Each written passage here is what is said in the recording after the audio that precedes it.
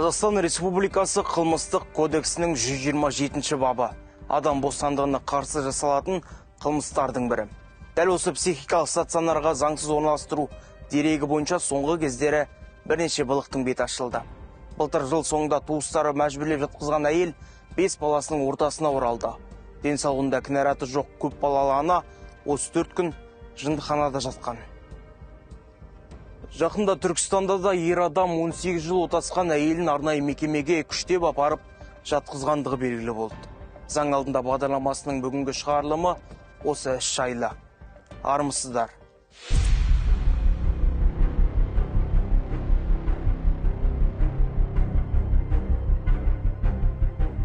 18 жыл отасқан 4 баласы бар ерлі зайыпты қазір бір-бірімен бет көріспейтіндей күйде. Бірі сотталушы, бірі жәбірленуші ретінде сотқа қатысып отыр.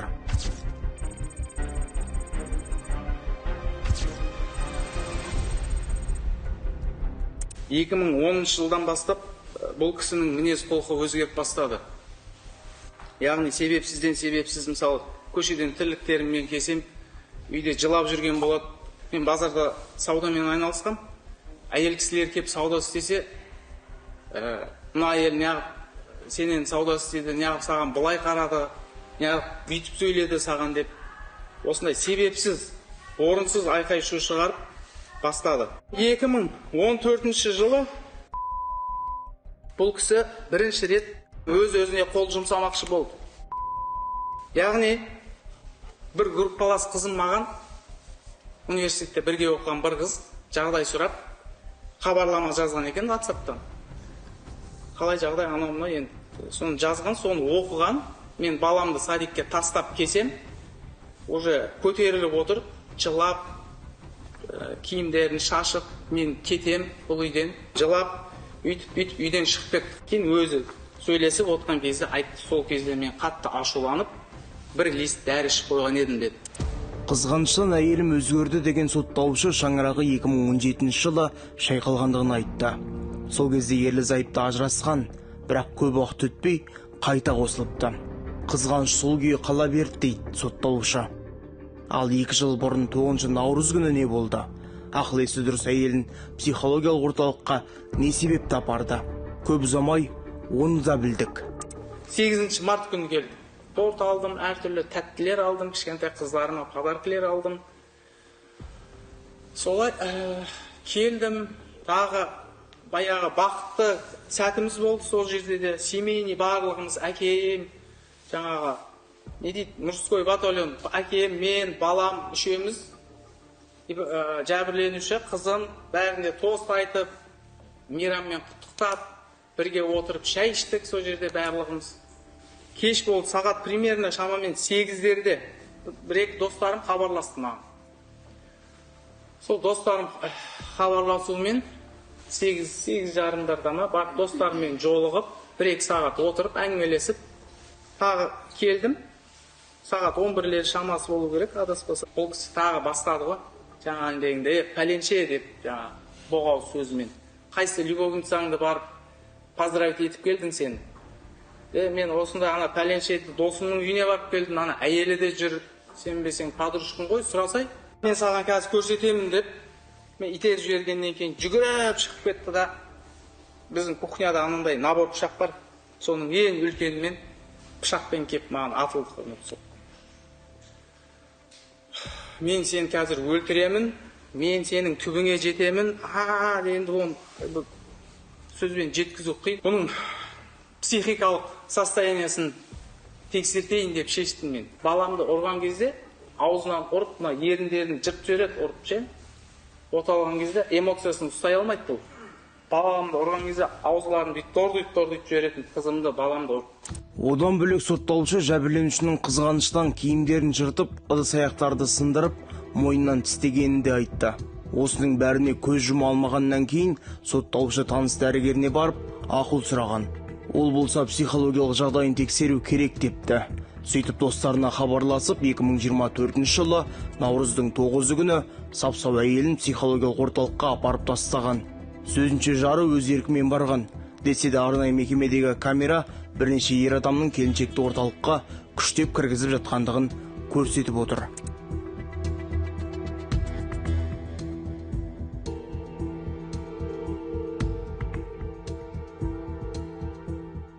мен жатқан жерімде бұл кісі кіріп мені құшақтап тұрып, Мамуров, Юсупов, Қорғанбаев және балам Наждулаев төртеуі кіреді. Балам Наждулаевты мен тергеуде бірақ айтпаймын. Ол өткен балам келешегі бар, оқу бар дейді. Содан олар оперативно тез 2 минутқа жетер-жетпес байлап көтеріп мені кілем сияқты алып шығып салып қолдың артына. Кәдімгі бір аурудың тапочкасын берді маған. Жаман-жаман. Бір аурудың бір штамы берді. Жаман-жаман киіп алдым. Ол жерде острый отделение деп айтты сізге. Өте ауыр, уже буйный адамдар келіп жатыр. Өз көзіммен көрдім. Басқаруға невозможно. Оны кәдімгідей сүйреп алып кіреді. Ол ришасы кеткен әйелдер. Ол жерде күйеуі әкеп әйелін емдетіп жатқан әйелдерді көрдім. Олар кәдімгідей күнде тамақ әкеледі олар әйеліне. Жеу мүмкін емес тамақ ана жерде. Ол бір екіншіден қорқақ ішінде дәрі бар ма деп жемейін тамақтарын. Сол үйден келген бір күйеуі әкелген аурулардың қасына барып сұрайын ғой, енді кішкентай жейші деп. Сондай болып жағдай болды, қарным ашып. Сөйтіп әркімнен бір тамақ сұрап жеп жүрдім. Көрген түстей кешкен азабын айтқан жәбірленуші 9 наурыздан 12-сіне дейін орталықта болған.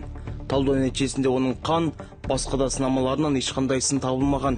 Психиатриялық сараптамада ақыл есінің дұрыс екендігі жөнінде қорытынды шығарған. Прокурор сөз алғанда оқиғаға мүлде қызғаныштың қатысы жоқ па дедік. Себебі сотталушы мен мемлекеттік айыптаушының нұсқалары мүлде үйлеспейді.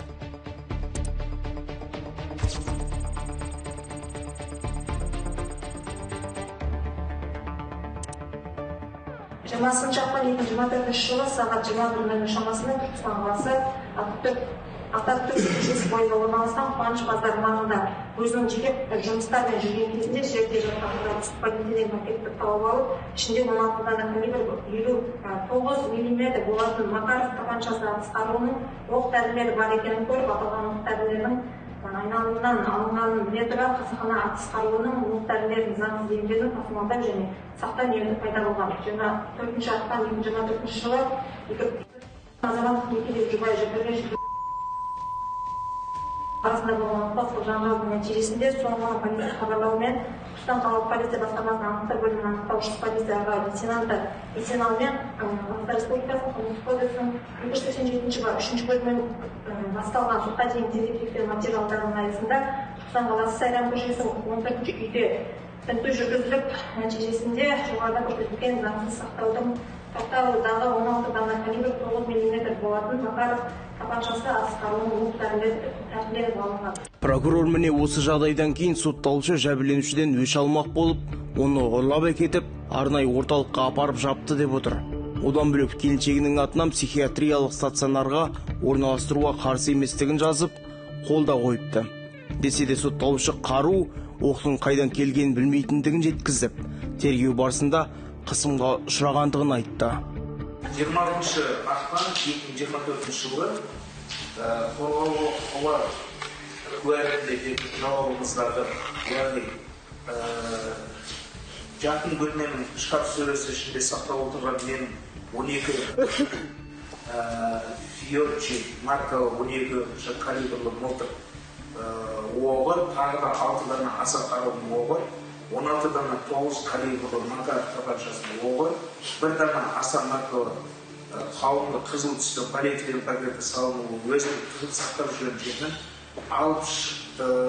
Оны патрульдік полиция қызметкеріне келіншегіне Ибрагимов ұсынды. Ары қарай келіншегіне менің арыз жазып берді. Мені полиция қызметкері алып берді. Кейін үйге барғанмын деп айтып қайтарып жүретін деген сөздеріңіз тергеушінің қысым көрсетуімен сотта айттыңыз ба? Тергеуші сөйтіп жазып жүрген шығар оларды. Осылайша сотталушы Қазақстан Республикасы қылмыстық кодексінің 3 бабымен жауапқа тартылды. Заңсыз қару-жарақ, оқ-дәрі иемденіп сақтау, әйелін күштеп көлікке отырғызып, Шымкентке апарғандығы үшін адам ұрлау фактісі тіркелді. Сондай-ақ психиатриялық стационарға заңсыз орналастыру дерегі бар. Ал сотталушыға көмек көрсеткен қос азамат осы соңғы айыптау бойынша сыбайлас ретінде жазаға тартылып отыр. Сот оған жағдай мен басын хабарым оны білген жоқ хабарым жаңа неге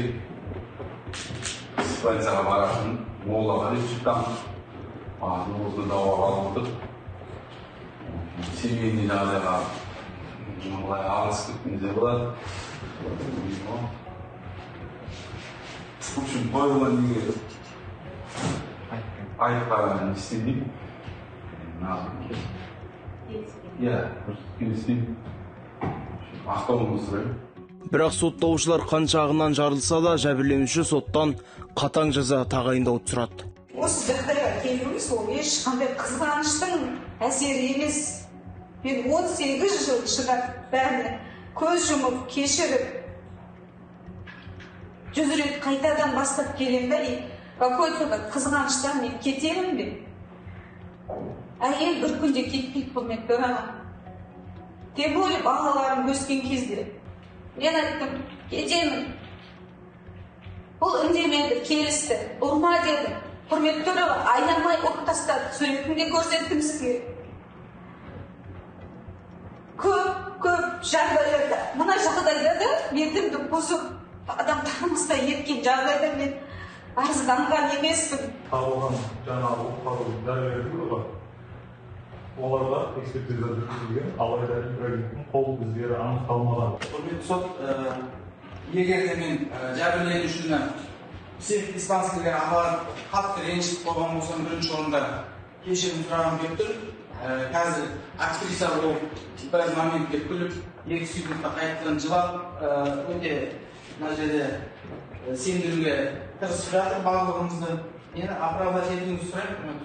Мен тек қана психикалық көңіл-күйін жағдайын тексерту мақсатында апардым больницаға. Бұл іс барысында жәбірленуші психикалық денсаулық орталығы мамандарының да атын атап, соттан бөлек ұйғарым шығарып жауапқа тартуды сұрады. Келіншек ақыл-есі сау адамды 3 күн бойы мекемеде ұстаған мамандардың әрекетіне шүйлікті. Іс бойынша денсаулық сақтау министрлігіне жүгініп сауал жолдадық.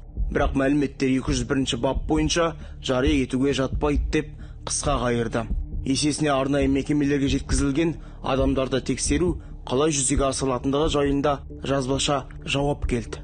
Бағалауды дәрігер психиатр жүргізеді. Маман науқастың жағдайын кешенді түрде бағалайды. Шағымдары, мінез құлқы, сыртқы келбеті, эмоциялық көріністері, айтқан сөздердің сипаты, сондай-ақ адамның өз жағдайына сын көзбен қарауға білет талданады.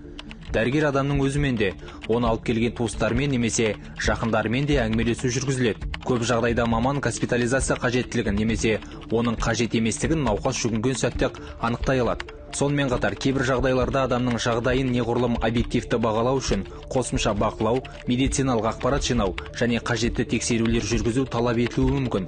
Бұл науқастың жағдайын бағалауда кез келген қателікті болдырмау және барынша салмақты әрі кәсіби шешім қабылдау үшін жасалады.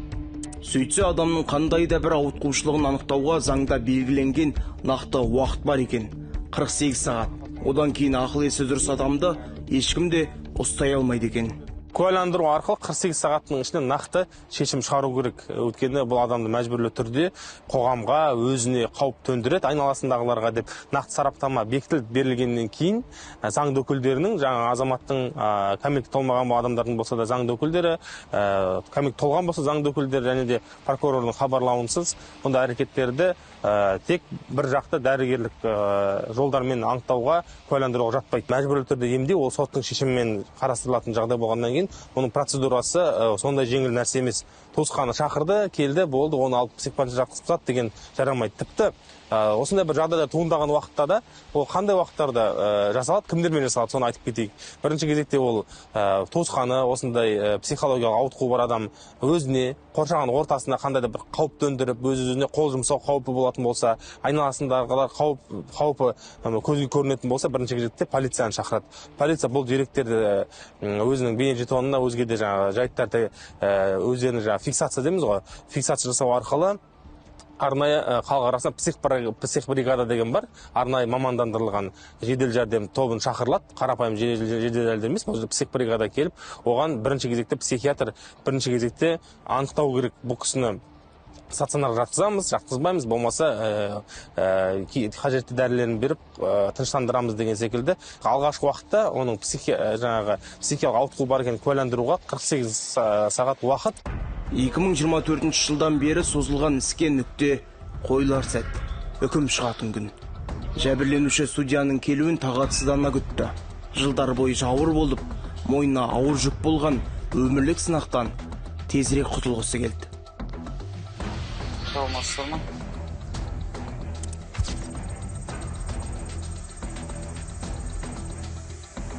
Сот үкіметті қылмыстық кодексінің 287 бабының 3 бөлігінде, 125 бабының 2 бөлігінің 1 тармағында және 127 бабының 1 бөлігінде көзделген қылмыстық құқықбұзушылықтарды жасаған үшін кінәлі деп танылып, қылмыстық құқықбұзушылықтардың жиынтығымен онша қатаң емес жазаны неғұрлым қатаң жазаға ішінара қосу арқылы түпкілікті оған 9 жыл мерзімге бас бостандығынан айыру жазасы тағайындалсын. Жазаны қылмыстық атқару жүйесінің орташа қауіпсіз мекемелерінде өтеу тағайындалсын. 3 баппен айыпталған сотталушыға ең қатаң жаза адам ұрлағандығы үшін тағайындалды. 8 жыл берілді. Ал оған көмек берген өзге 2 сотталушыға да 8 жыл тағайындалды. Одан бөлек негізгі сотталушыдан 5 миллион теңге материалдық, қалған екеуінен 3 миллион теңге моральдық шығын өндіру бойынша шешім шығарылды.